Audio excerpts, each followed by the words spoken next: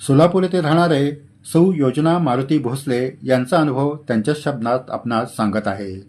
सौ भोसले म्हणाल्या, दिनांक 12 जुलै 1984 गुरुवारचा दिवस. त्या दिवशी श्री साईबाबांचा गुरुपौर्णिमेचा उत्सव मोठ्या थाटामाटात शिर्डी येथे साजरा होत होता. माझे पती साईभक्त असल्याने ते या उत्सवाकरिता शिर्डीस 4 दिवस अगोदरच गेले होते. परंतु त्या दिवशी माझे घरी मला वेगळाच अनुभव आला. तो असा की आम्हास 3 अपत्य आहेत, पैकी तिन्ही त्या दिवशी वेगवेगळ्या आजाराने हैराण झाली होती. पहिली मुलगी कुमारी शैला ही शाळेच्या आवारात जोरात आपटली. तिचे ओठ फुटले आणि रक्त गळू लागले. तिचे वर्गातील मुले तिला घरी घेऊन आली. मी फक्त बाबांचा धावा केला, तिला शांत केले. ती सुद्धा साईबाबांच्या धावा करीत होती. तिला रात्री ताप भरला आणि उलट्या होऊ लागल्या. त्यामुळे मी खूप घाबरले.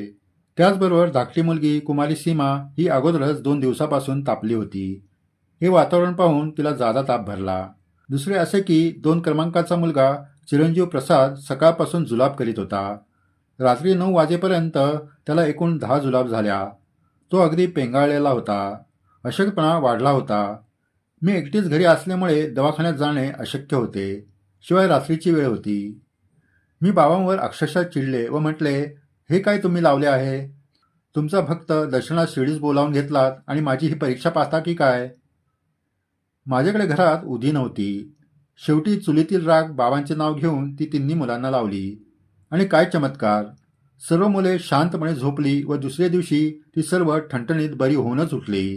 पूर्ववत चांगल्या प्रकारे खेळू लागली व जेवण करू लागली. खरोखरच बाबा आपला महिमा आगाध आहे. भक्तांच्या हाकेला संकटकाळी तत्परतेने धावता. हा प्रसंग मी ह्यांना शिर्डीवरून घरी आल्यावर सांगितला. ते ऐकून तेही थक्क झाले आणि ते मनोभावे साईनाथांपुढे नतमस्तक झाले. जय साईराम.